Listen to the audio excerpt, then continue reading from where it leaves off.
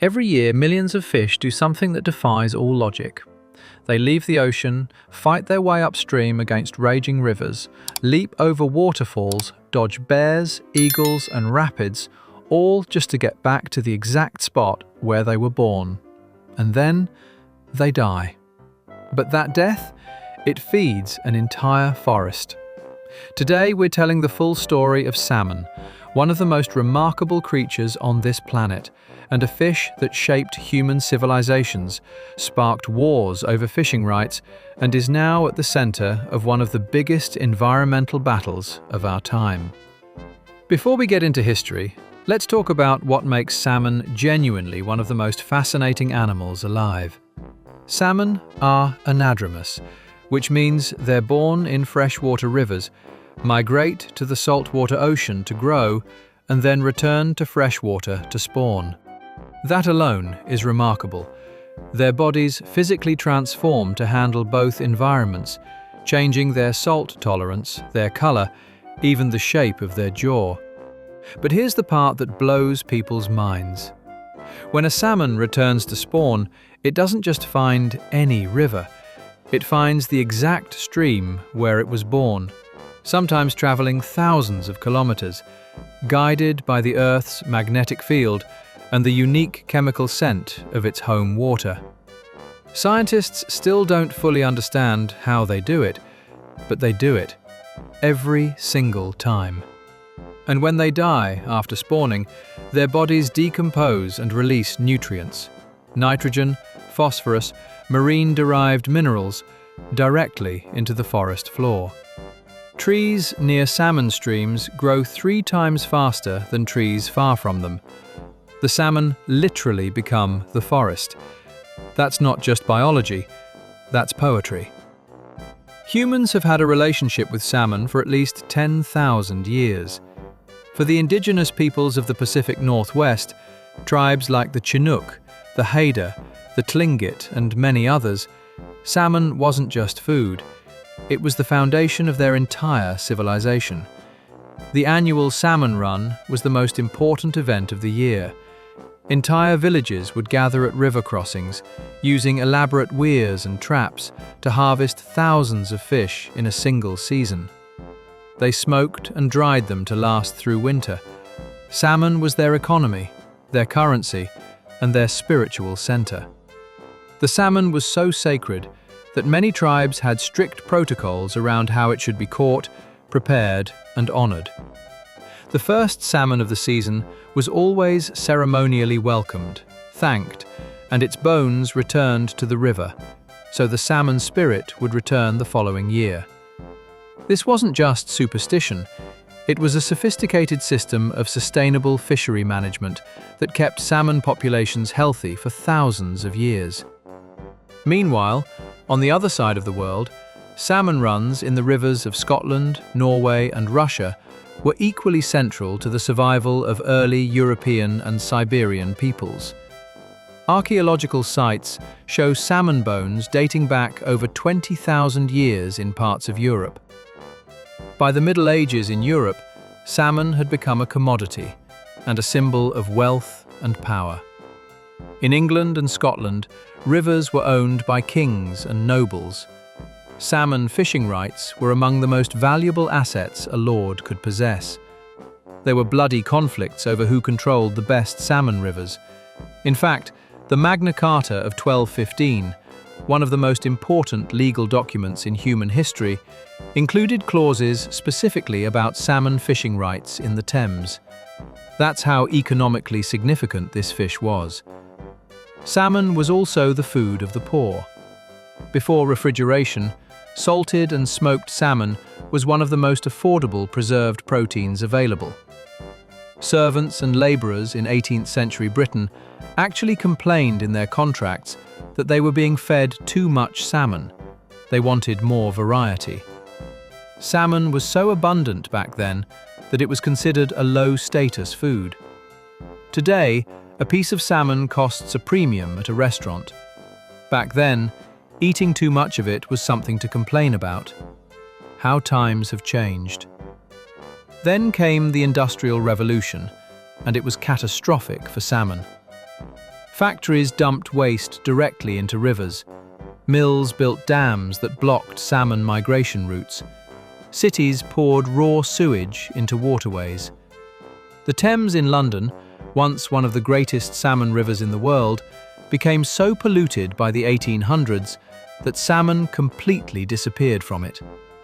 By the late 1800s, the same story was playing out across North America. Canneries on the Pacific coast were harvesting salmon at a scale that had never been seen before. The invention of the tin can in the early 1800s created an explosion in demand for canned salmon. It was cheap, portable, and could be shipped anywhere in the world. At the peak of the Pacific salmon canning industry in the early 1900s, canneries were processing hundreds of millions of pounds of salmon per year. Nobody thought it could run out. The ocean seemed infinite. It wasn't. By the 1970s, wild salmon populations were crashing across the Northern Hemisphere. The response from the industry was to start farming them. Norway pioneered commercial salmon aquaculture in the 1970s, and it changed everything. Today, farmed salmon is the most widely consumed fish in the world. It's why you can walk into any supermarket anywhere on the planet and buy salmon at a reasonable price. But it comes with serious problems. Farmed salmon are raised in crowded, open-net pens in the ocean. The waste from thousands of fish falls directly onto the seabed below, damaging ecosystems. Sea lice, parasites that naturally occur at low levels, explode in concentration around fish farms and then spread to wild salmon passing nearby. Farmed salmon are also fed fish meal made from smaller wild fish, which means wild ocean ecosystems are being depleted to feed farmed fish. And then there's the colour issue. Wild salmon get their distinctive pink-orange colour from eating krill and shrimp in the ocean. Farmed salmon, eating processed pellets, would actually be grey without intervention. Farmers add synthetic astaxanthin, a pigment, to the feed. There's literally a colour chart that farmers use to choose how pink they want their salmon to look. That salmon at the supermarket might not be quite what you imagined. Today, wild salmon are at the centre of one of the biggest environmental fights on the planet. In the American Pacific Northwest, dam removal has become one of the most controversial conservation issues of the century. Dams provide hydroelectric power, clean energy, but they block salmon migration routes entirely. Some rivers have lost over 90% of their salmon populations since dams were built. In 2024, 4 dams on the Klamath River in California were removed in the largest dam removal project in US history, specifically to restore salmon habitat. Within months, salmon were already returning to parts of the river they hadn't been seen in for over 100 years. In Europe, Atlantic salmon are now critically endangered in many of their historic rivers. The UK, France, and Scandinavian countries are spending billions on river restoration, fish ladders, and pollution cleanup. And climate change is making everything worse. Salmon need cold water to survive and spawn. As river temperatures rise, the windows of time when salmon can successfully migrate are shrinking every year. The fish that fed human civilizations for 10,000 years is now fighting for its survival. So what does the future look like? There are a few paths being explored right now. First, land-based salmon farming, fully enclosed systems on dry land that recycle water, eliminate ocean pollution, and prevent sea lice outbreaks. Companies in Norway, the US, and Denmark are already building massive land-based facilities. The technology works, the challenge is making it economically competitive. Second, genetic research. Scientists are studying the salmon's extraordinary navigation abilities, disease resistance, and adaptability in hopes of both protecting wild populations and improving farmed ones. Third, and perhaps most importantly, river rewilding.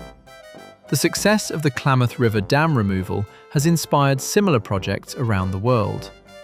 When you give rivers back to salmon, they come back surprisingly fast. And maybe that's the most important lesson salmon can teach us. Nature is resilient, if we let it be. The question is whether we'll make that choice in time. Salmon have been on this planet for over 50 million years. They survived ice ages, volcanic eruptions, and mass extinctions. They fed the world's first civilizations. They're written into legal documents from the Middle Ages. They literally grow forests with their bodies. But in just 200 years of industrialization, we've pushed them to the edge. The story of salmon is really the story of our relationship with nature, how much we've taken, and whether we're willing to give anything back. If this video made you think differently about the fish on your plate, that's exactly what we were going for. Hit like if you enjoyed it, subscribe if you want more stories like this, and drop a comment below. What topic should we cover next?